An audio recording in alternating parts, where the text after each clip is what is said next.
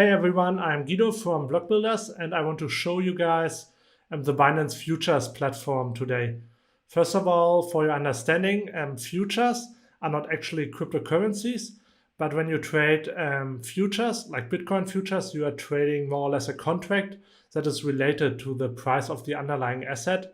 And in the case of Binance futures, it's the Bitcoin price.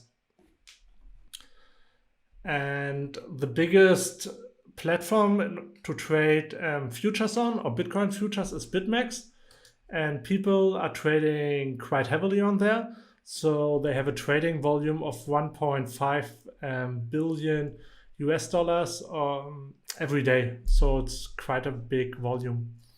And that's probably the main reason why Binance decided to open up an own Bitcoin futures platform, and everyone has access to it now because they just launched it.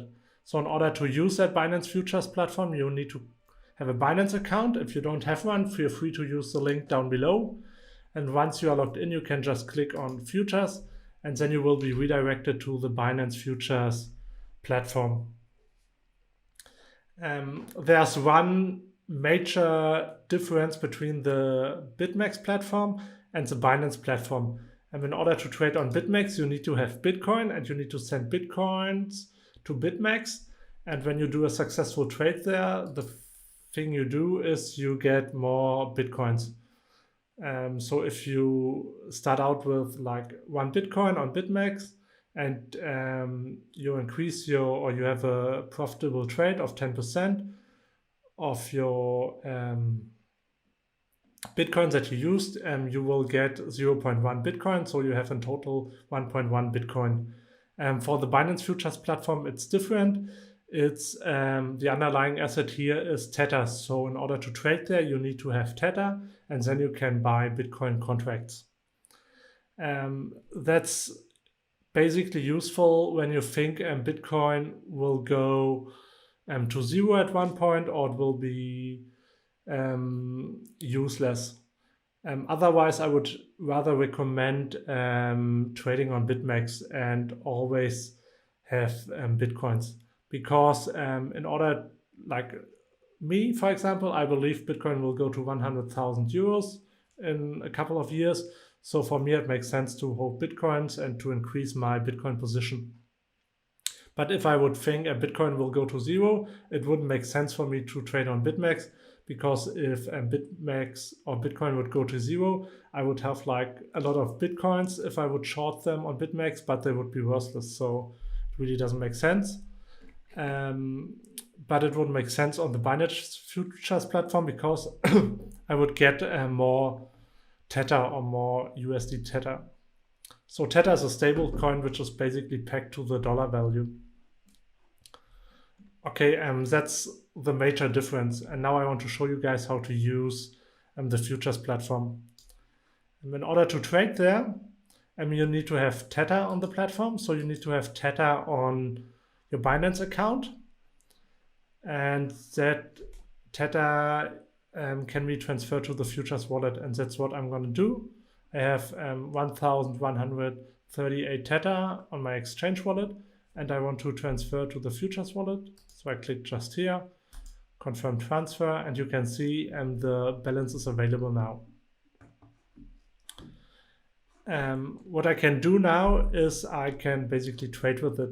Here you can see the candles, and the candles are right now 5 minutes. So every candle is a 5-minute candle.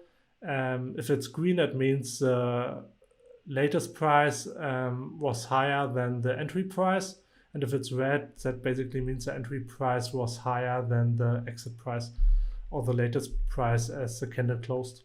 You can also change that to like 15 minutes or use hourly candles. Then every candle is like 1 hour, or you can also use daily candles. Right now I'm feeling comfortable on the 5-minute candle, and you can also use different tools here. You can use, for example, TradingView. Then you could also use technical indicators. But if you want to use that, I would recommend using TradingView and the platform itself, and not just the window here. Okay, in order to put a trade in, we can just use a limit or a market order. And that basically means a market order will be executed immediately to the best available price on the market. And a limit order basically means we can, or we have to set a price that we want to pay in order for the order to be executed. But that needs to be below the current market price.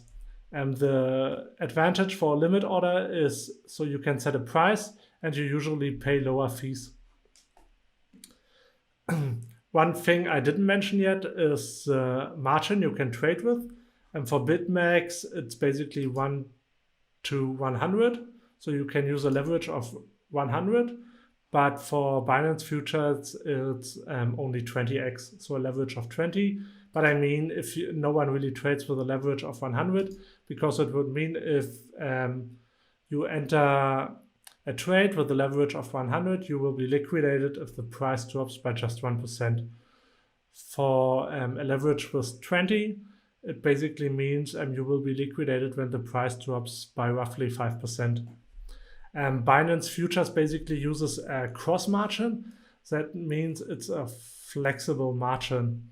So you can't really set the margin here, and it kind of does it automatically. I will show you in a minute. So let's just enter a trade now. Let's say we want to buy 1 BTC. So then it also automatically takes a leverage of 1 to 20. So it would require a margin, or like it would require for me to have at least 540 USDT, also Tether, in my account, and I have that, so I can just say, okay, buy long. And now you can see my position here. I bought 1 Bitcoin. My entry price was 10,303, and the market price basically means it's an average price of not that futures platform, but of other exchanges. So they use the price from Bitfinex, from Binance, from Bittrex, from HitBTC, and they calculate an average price, and they use that as a market price. And the market price becomes relevant when it comes to the liquidation price, basically. So they don't liquidate you with the price here on the platform, but with the average market price. And you can see here our liquidation price is 9,400 US dollar. So, and we still have 620 US dollar left. So what that basically means is they use that available balance as well for the calculation of the liquidation price. So if you would, so they basically take a leverage of 1 to 10 here, because I still have available balance, and they use that to cover for my position. And if I would send more Tether here, the liquidation price would drop.